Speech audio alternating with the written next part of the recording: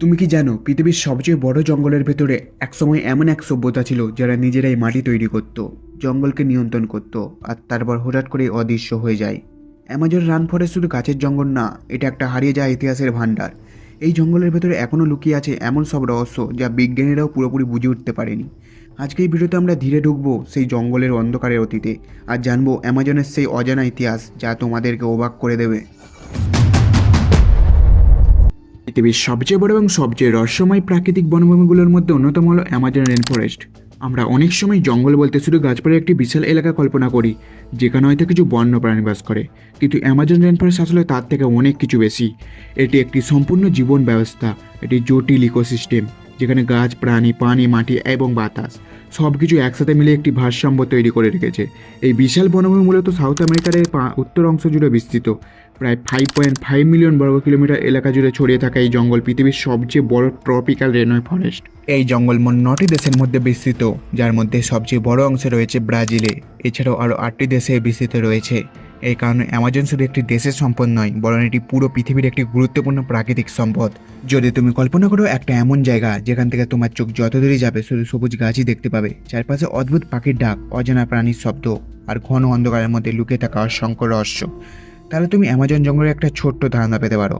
এই জঙ্গল এতটাই ঘন যে অনেক জায়গায় সূর্যের আলো মাটিতে পৌঁছাতে পারে না, ফলে জঙ্গলের ভেতরে এক ধরনের অদ্ভুত রহস্যময় পরিবেশ তৈরি হয়। বনভূমির প্রায়ই হলো অ্যামাজন রিভার। এই নদী পৃথিবীর সবচেয়ে বেশি পানি বহনকারী নদী হিসেবে পরিচিত। এর অসংখ্য শাখা প্রশাখা পুরো জঙ্গলের মধ্যে ছড়িয়ে আছে, যা একসাথে মিলিয়ে একটি বিশাল জলপ্রবাহ ব্যবস্থা তৈরি করেছে। এই নদীগুলো শুধু পানি সরবরাহ করে না, বরং মাটিকে উর্বর করে, প্রাণীদের জীবন ধারণের সুযোগ তৈরি করে এবং পুরো ইকোসিস্টেমকে সচল রাখে। অ্যামাজন রেন ফরেস্টের সবচেয়ে গুরুত্বপূর্ণ বৈশিষ্ট্যগুলোর মধ্যে একটি হলো জলচক্র। এখানে সারা বছর বৃষ্টি হয় এবং এই বৃষ্টি একটি বড় অংশ আবার গাছ থেকে বাষ্প হয়ে আকাশে উঠে যায়। এই বাষ্প মেঘ তৈরি করে এবং পরে আবার বৃষ্টির আকারে ফিরে আসে। এই কারণে অ্যামাজন কয়েকটা নিজের বৃষ্টি নিজেই তৈরি করতে পারে। জঙ্গলের গঠন অত্যন্ত জটিল। এটা সাধারণত 4টি স্তরে বিভক্ত: 1 এমার্জেন্ট layer, 2 canopy layer, 3 আন্ডারস্টোরি, 4 forest floor. এমার্জেন্ট লেয়ারে সবচেয়ে উঁচু গাছগুলো থাকে, ক্যানোপি লেয়ারে সবচেয়ে ঘন এবং এখানে বেশিরভাগ প্রাণী বাস করে, আন্ডারস্টোরিতে খুব কম আলো পৌঁছায় এবং ফরেস্ট ফ্লোরে প্রায় অন্ধকার। একসাথে মিলে একটি জটিল কিন্তু ভারসাম্যপূর্ণ পরিবেশ তৈরি করে। অ্যামাজন রেন ফরেস্ট পৃথিবীর সবচেয়ে বেশি জীব বৈচিত্র্যের জায়গাগুলোর একটি। এখানে প্রায় 40,000 প্রজাতির উদ্ভিদ, 1300 প্রজাতির পাখি, 400-এর বেশি স্তন্যপাণী এবং লক্ষ লক্ষ কীটপতঙ্গ আছে। এর প্রায় 10% পরিচিত প্রজাতি এই একটি মাত্র জঙ্গলে পাওয়া যায়। এই জঙ্গলের প্রাণীদের মধ্যে জাগুর একটি গুরুত্বপূর্ণ শিকারী প্রাণী, যা খাদ্য চক্রের ভারসাম্য বজায় রাখতে সাহায্য করে। কিন্তু অ্যামাজন রেন ফরেস্টের সবচেয়ে বড় রহস্য লুকিয়ে আছে এই ইতিহাসে।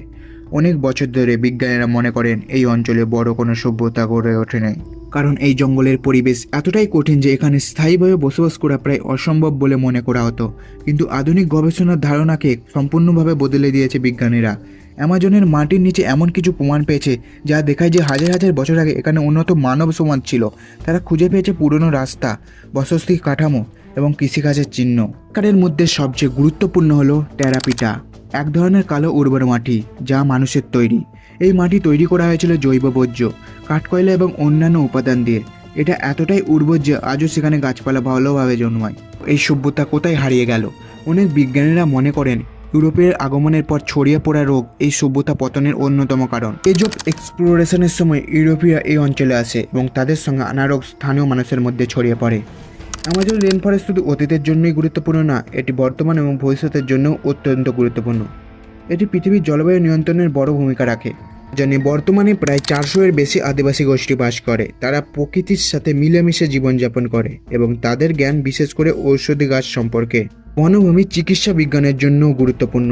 অনেক আধুনিক ওষুধ অ্যামাজনে গাছপালা থেকে পাওয়া উপাদান দিয়ে তৈরি করা হয়েছে। বিজ্ঞানীরা মনে করেন এখনও এই জঙ্গলের বিশাল অংশ গবেষণার বাইরে, কিন্তু এই গুরুত্বপূর্ণ বন্যভূমি এখনও বড় বিপদের মধ্যে রয়েছে। উজাড়ের কারণে প্রতি বছর অ্যামাজনে বড় অংশ ধ্বংস হয়ে যাচ্ছে। কৃষিকাজ, গোদামি পশুপালন, খনন কার্যক্রম এবং অবৈধ কাঠ কাটার কারণে এই সমস্যা বাড়ছে।